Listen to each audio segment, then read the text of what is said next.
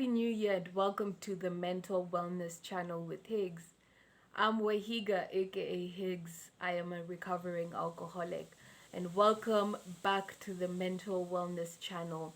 I'm wishing you all a lovely, lovely, lovely, happy 2022.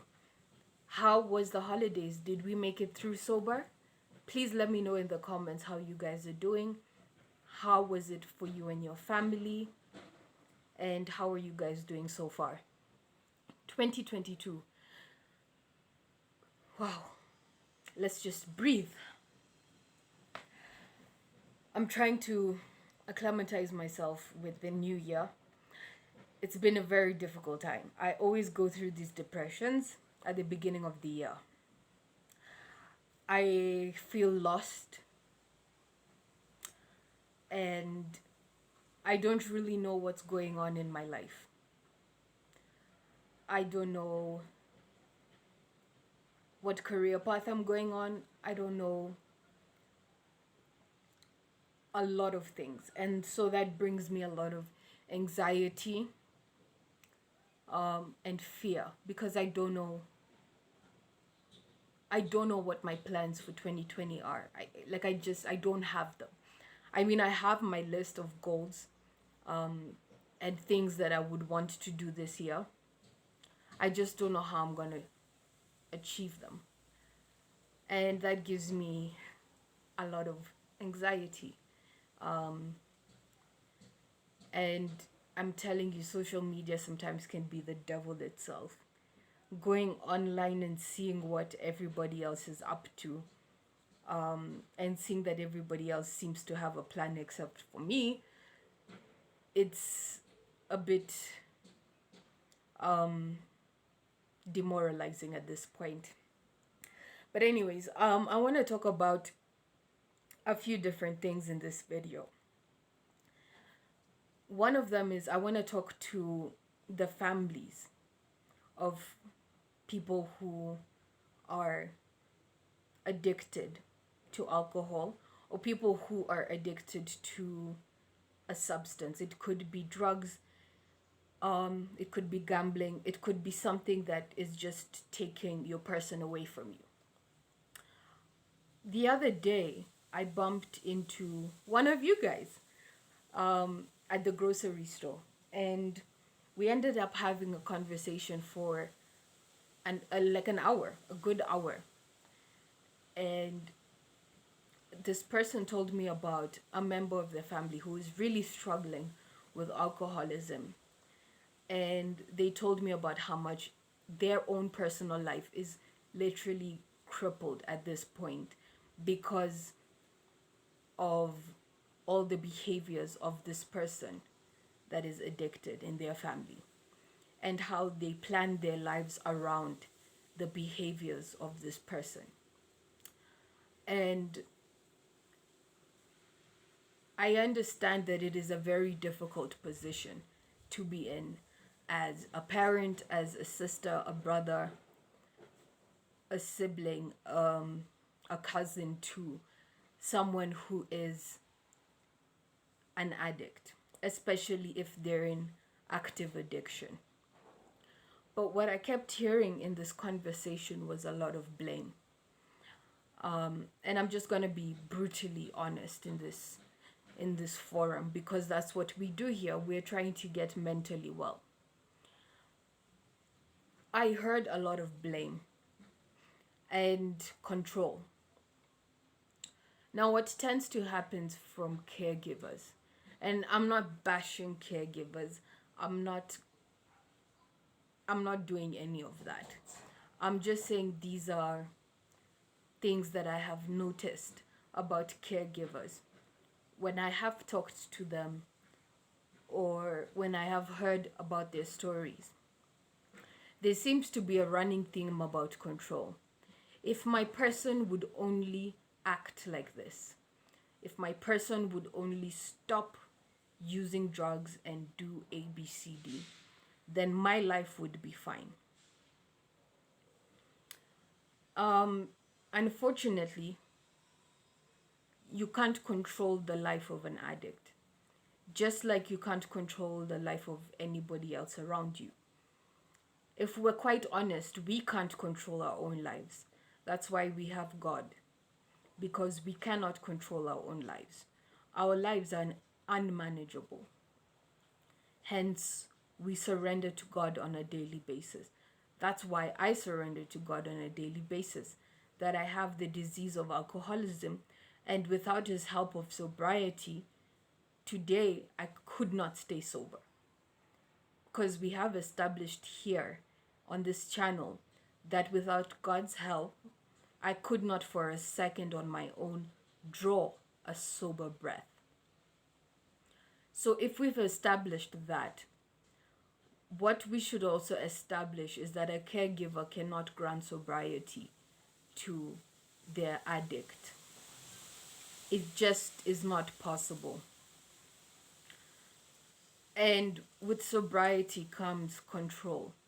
You cannot control the sick person or the obviously sick person in your family.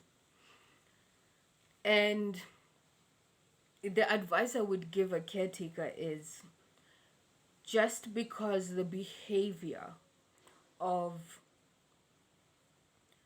the addict or the alcoholic in your family looks very obvious does not actually mean that this is where you focus the brunt of your anger.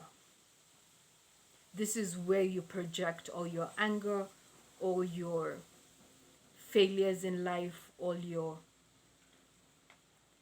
disagreements, all of that. It doesn't mean that this person is an scapegoat for that, for your frustrations in life. I think that as a caregiver, what you should do is, one, definitely not enable the sick person. And not enable them means do not give them money that you know they will go use to buy drugs or alcohol or spend gambling or whatever their affliction may be. Do not spend your money entertaining or feeding their habit. If they need food or something like that, make sure that you give them the actual food and stuff like that. Put yourself in a position not to be manipulated. And I would say that is at a good distance, an arm's length from the person, with love. And I've never been in the position of a caregiver, so I don't know how to propose that. I'm hoping soon to interview my parents or a parent of mine as we expand on this topic of caregivers of alcoholics and addicts. And I want to hear their perspective of how to infuse love with also keeping sane, and with also having boundaries. And I would also suggest that you have your own life. Do not stop your life for an addict or an alcoholic. It's the truth. Don't take the focus off your life. I see caretakers can use an alcoholic or an addict as an excuse to do damage control or to kind of just, there are a lot of codependency issues that are within that relationship, within a caregiver and their alcoholic or their addict. there's a dependency issue there. There certainly is. I mean, the addict is manipulating and using the caregiver for whatever it may be. It may be money, it may be whatever it may be.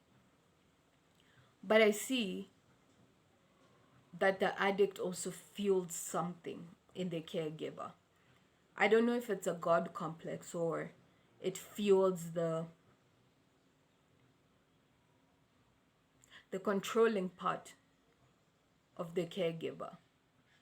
Maybe a moral high ground. I don't know what component that is, but there's definitely an unhealthy relation there. If you, as a caregiver, are not able to separate yourself and separate your life from the addict with love, and it's a very tall order, it's a very hard thing to ask for, there definitely is an issue. And I'd go back to say that the disease of addiction is a family disease. It doesn't only affect the addict, it doesn't only affect the user. It affects the people around the person who is using, because everybody starts reacting abnormally towards the situation. The family starts to deteriorate and the family starts to act in a dysfunctional manner because alcohol has been introduced into the situation, or because addiction has been introduced into the situation. And everybody actually at the end of the day would actually need to get help if the goal is to thrive as a family unit. Because addiction touches every single person who is affected. It touches the addict. It touches the caregivers. It touches the children. It touches every single person in that family. Every single person is traumatized. And wherever there's trauma, everybody learns a coping mechanism to deal with that trauma. And anybody who learns a coping mechanism to deal with trauma, that is an abnormal reaction towards trying to make something normalized, right? And that is not a normal situation. So I would suggest, as a caregiver, one, do not enable the person that you have in the family that's an alcoholic or an addict. So block the access to money if you can control that. Definitely hold the person accountable for their actions. Two, keep them at a lovable distance. Keep them at a distance. Because when a person is in active addiction, they're definitely going to be using manipulative tools to get whatever they want from you in order to get whatever they need to use. And you will definitely be hurt in that crossfire. You will definitely be used and abused in that crossfire. And if you do not want to be manipulated and used in that process, it would be good to keep an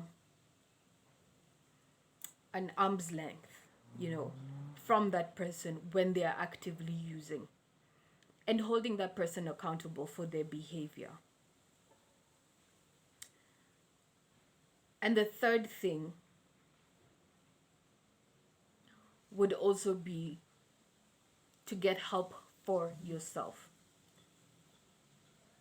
Third thing would be to get help for yourself by having your own life.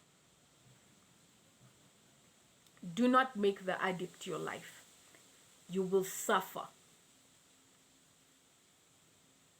You will suffer. And it's not a noble thing to do. have your own life. Yes, care for the person, love the person, but also have your own life. Take care of your own mental health. Watch videos like this and learn about the disease of alcoholism. Learn about the disease of addiction. Learn about the fact that the disease of addiction is a family disease. That it doesn't only affect the person who is using the drug per se, it affects each and every person in that family, including yourself, the caregiver. Learn of ways that you can get this person help, such as a 12-step program when they are ready. Because remember, an addict, an alcoholic will never get sober for you. That's just the truth. An addict and alcoholic will always get sober for themselves. That's the only way it will work. So bending over backwards and saying, forcing them into rehab, forcing them into this treatment center, into that treatment center, and blaming them when it doesn't work, it's just gonna frustrate you to no end. Until an addict tells you, I am ready to get help for me, that's when that person is ready. And maybe by then you probably are equipped with the right resources or maybe the right numbers. But all you can do is connect them with that person and say, my work here is done. Wahiga, this is Wahiga's number. Call her. That's it. Here is the number to this rehab. Plan with them. That's it. Right? But don't cease having your own life because of an addict. It will kill you. It will kill you. And there's nothing noble about that. There's nothing noble about it. So I hope that you found this video interesting. Sometimes I wonder to myself, do people really watch my videos? And does anyone learn anything from this? Or am I just sitting here talking to the trees? There's some trees outside my window, so I'm like, am I just talking to the trees? Anyways, thank you so much for watching this video. I really hope that you have a prosperous new year. Thank you for starting the new year with me. If you're new to my channel, welcome to the Mental Wellness channel with Higgs, aka Wahiga. Please subscribe, comment down below. I really love to read your comments and I love to also comment back. So please feel free to comment. And let's have this ongoing conversation about caregivers, because I'm really getting a lot of messages from caregivers and what can I do about my brother, my mother, my father, my sister, who's in this position. And I'd like us to grow together. So let's keep talking. Until my next video, until next time, thank you guys so much for supporting my channel. Bye.